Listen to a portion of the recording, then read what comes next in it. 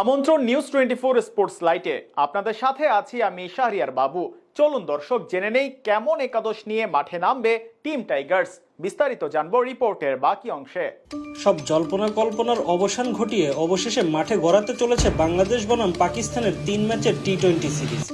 এই সিরিজের প্রথম ম্যাচটি অনুষ্ঠিত হবে আগামী 20 জুলাই ঢাকা শেরেবাংলা জাতীয় ক্রিকেট স্টেডিয়ামে সন্ধ্যা 6টায়। বিশ্বকাপ পরবর্তী এই সিরিজ বাংলাদেশের জন্য খুব গুরুত্বপূর্ণ। এদিকে যেমন প্রতিপক্ষ শক্তিশালী পাকিস্তান, অন্যদিকে টাইগারদের সামনে রয়েছে নিজেদের ঘরের মাঠে ধারাবাহিকতা বজায় রাখার চ্যালেঞ্জ। এরই মধ্যে বাংলাদেশ ক্রিকেট বোর্ড বিসিবি সিরিজের জন্য 16 সদস্যের স্কোয়াড ঘোষণা করেছে, অর্থাৎ সদ্য সমাপ্ত শ্রীলঙ্কা সফরের সফল স্কোয়াডই অপরিবর্তিতভাবে থাকছে পাকিস্তান সিরিজেও। এই স্কোয়াডই বিসিবির আস্থার প্রতীক, কারণ ঐতিহাসিকভাবে শ্রীলঙ্কার মাটিতে প্রথমবারের মতো টি-20 সিরিজ জিতেছে বাংলাদেশ। সেখানে ব্যাটিং বোলিং উভয় বিভাগেই উন্নতির ছাপ ছিল স্পষ্ট। এদিকে বাংলাদেশের একাদশে ভক্তদের চাওয়া সাব্বির রহমানকে, আর তাই তো টি-20 দলে তাওহিদ হৃদয় কিংবা মেহেদী হাসান মিরাজের জায়গায় যেভাবেই হোক সাব্বিরকে ফিরিয়ে আনতে চায় ভক্তরা। এদিকে পাকিস্তানের বিপক্ষে প্রথম ম্যাচে বাংলাদেশের একাদশে কিছু কৌশলগত পরিবর্তন দেখা যেতে পারে, বিশেষ করে ব্যাটিং অর্ডারে। ওপেনিংয়ে দেখা যেতে পারে বাঁহাতি ব্যাটার মোহাম্মদ নাঈম শেখকে। দীর্ঘদিন ধরে জাতীয় দলের আশেপাশে থাকা এই ব্যাটার কখনো বড় ইনিংস খেলেছেন, আবার কখনো সমালোচনার মুখে পড়েছেন। নাঈম যদি ছন্দে থাকেন তাহলে পাওয়ার প্লেতে ভালো শুরু এনে দিতে পারেন।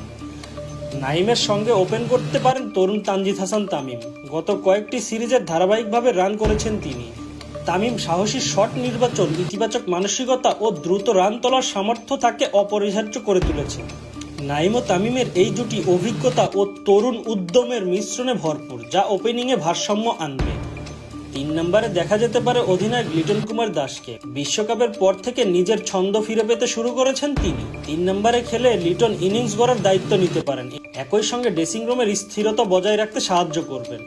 4 নম্বরে খেলবেন তাওহিদ হৃদয়। মিডিল অর্ডারে এই তরুণ ব্যাটার দারুণভাবে নিজেকে প্রমাণ করেছেন। তার ব্যাটিংয়ে রয়েছে স্থিরতা, স্পিন সামলানোর দক্ষতা ও বড় শট খেলার ক্ষমতা। 5 ও 6 নম্বরে দেখা যেতে পারে জাকের আলী অনিক ও শামীম হোসেন পাটোয়ারিকে। জাকির ব্যাটিংয়ের পাশাপাশি উইকেট রক্ষকের ভূমিকা পালন করবেন, আর শামীম খেলবেন ফিনিশারের ভূমিকায়। শেষ ওভারে তার বড় শট খেলার ক্ষমতা ম্যাচের রং বদলে দিতে পারে। অলরাউন্ডার হিসেবে থাকবেন শেখ মাহাদি হাসান ও রিশাদ হোসেন। শেখ মাহাদির অফ স্পিনের পাশাপাশি নিচের দিকে ব্যাটিংয়ে বেশ কিছু রান তুলতে পারেন, আর রিশাদ হোসেন একজন লেগ স্পিনার হিসেবে মাঝের ওভারে উইকেট নেওয়ার জন্য অন্যতম কাণ্ডারি। কন্ডিশনের ভিত্তিতে একাদশে জায়গা পেতে পারেন বাঁহাতি স্পিনার নাসুম আহমেদও। ঘরের মাঠের ধীরগতির উইকেট তার বাঁহাতি স্পিন কার্যকর হতে পারে। এছাড়া পেস বোলিং ইউনিটে থাকবেন তাসকিন আহমেদ, মুস্তাফিজুর রহমান ও শরীফুল ইসলাম। তাসকিন নতুন বলে গতিতে আক্রমণ চালাবেন, মুস্তাফিজ